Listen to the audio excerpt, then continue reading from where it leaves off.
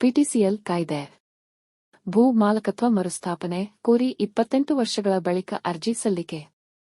ವಿಳಂಬ ಅರ್ಜಿ ಸಲ್ಲಿಕೆ ಕಾರಣಕ್ಕೆ ಮೇಲ್ಮನವಿ ತಿರಸ್ಕರಿಸಿದ ಕರ್ನಾಟಕ ಹೈಕೋರ್ಟ್ ವಿಭಾಗೀಯ ಪೀಠ.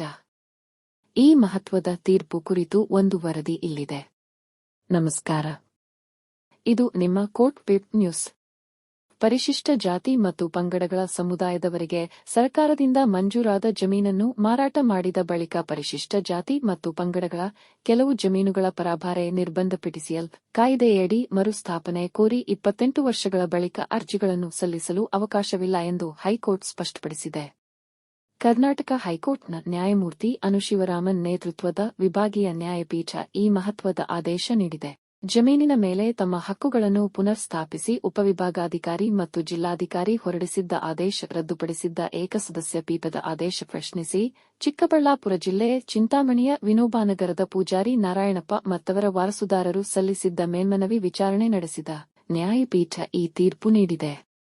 ಪ್ರಕರಣದ ವಿವರ: ಮೇಲ್ಮನವಿದಾರರ ಪೂರ್ವಿಕರಿಗೆ 1935ರಲ್ಲಿ ಸರ್ಕಾರದಿಂದ ಜಮೀನು ಮಂಜೂರಾಗಿತ್ತು. ಈ ಮಂಜೂರಾದ ಜಮೀನನ್ನು 1943ರಲ್ಲಿ ಮತ್ತೊಬ್ಬರಿಗೆ ಮಂಜೂರುದಾರರು ಮಾರಾಟ ಮಾಡಿದ್ದರು.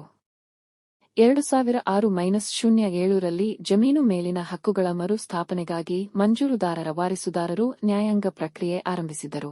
ಪರಿಶಿಷ್ಟ ಜಾತಿ ಮತ್ತು ಪಂಗಡದ ಸಮುದಾಯದವರಿಗೆ ಮಂಜೂರಾದ ಜಮೀನು ಪರಭಾರೆ ತಡೆ ಹಿಡಿಯಲು 1978ರಲ್ಲಿ ಪರಿಶಿಷ್ಟ ಜಾತಿ ಮತ್ತು ಪಂಗಡಗಳ ಕೆಲವು ಜಮೀನುಗಳ ಪರಭಾರೆ ನಿರ್ಬಂಧ ಕಾಯ್ದೆ ಜಾರಿಗೊಳಿಸಲಾಗಿದೆ. ಈ ಕಾಯ್ದೆ ಜಾರಿಯಾದ 28 ವರ್ಷಗಳ ನಂತರ ಜಮೀನಿನ ಮೇಲಿನ ಹಕ್ಕುಗಳನ್ನು ಪುನರ್ ಸ್ಥಾಪನೆ ಕೋರಿ ಅರ್ಜಿ ಸಲ್ಲಿಸಲಾಗಿದೆ ಎಂಬುದನ್ನು ಗಮನಿಸಿದ ಹೈಕೋರ್ಟ್ ನ್ಯಾಯಪೀಠ ಇಷ್ಟೊಂದು ಸುದೀರ್ಘ ಅವಧಿಯನ್ನು ಸಮಂಜಸವಾದ ಅವಧಿ ಎಂದು ಪರಿಗಣಿಸಲಾಗದು ಎಂದು ಅಭಿಪ್ರಾಯಪಟ್ಟಿತು. ಮಾನ್ಯ ಸುಪ್ರೀಂ ಕೋರ್ಟ್ ತೀರ್ಪಿನ ಪ್ರಕಾರ ಈ ಅರ್ಜಿಯನ್ನು ಪುರಸ್ಕರಿಸಲಾಗದು ಎಂದು ನ್ಯಾಯಪೀಠ ತೀರ್ಪಿನಲ್ಲಿ ಹೇಳಿದೆ. ಚಿಕ್ಕಬಳ್ಳಾಪುರ ಜಿಲ್ಲೆಯ ಭೂ ಪರಭಾರೆ ಚಿಂತಾಮಣಿ ತಾಲೂಕಿನ ಅಂಬಾಜಿ ಪ್ರಕರಣ ನಾಯನಹಳ್ಳಿ ಗ್ರಾಮದಲ್ಲಿ ಪರಿಶಿಷ್ಟ ದುರ್ಗ ಹೋಬಳಿಯ ಜಾತಿಗೆ ಸೇರಿದ್ದ ಮುನಿಗ ಎಂಬುವರಿಗೆ ಸರ್ಕಾರ 1935-36ರಲ್ಲಿ 4 ಎಕರೆ 4 ಗುಂಟೆ ಜಮೀನು ಮಂಜೂರು ಮಾಡಿತ್ತು. ಈ ಜಮೀನನ್ನು 1945ರಲ್ಲಿ ಬೇರೊಬ್ಬರಿಗೆ ಮುನಿಗ ಮಾರಾಟ ಮಾಡಿದ್ದರು.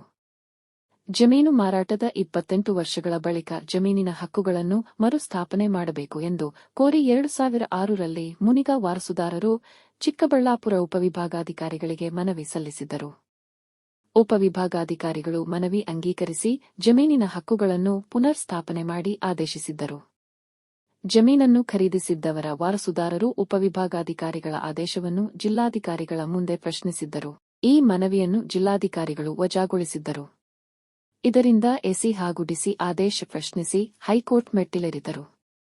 ಅರ್ಜಿ ವಿಚಾರಣೆ ನಡೆಸಿದ್ದ ಏಕಸದಸ್ಯ ಪೀಠ ಅರ್ಜಿ ಪುರಸ್ಕರಿಸಿ ಎಸಿ ಮತ್ತು ಡಿಸಿ ಆದೇಶ ರದ್ದುಪಡಿಸಿತ್ತು.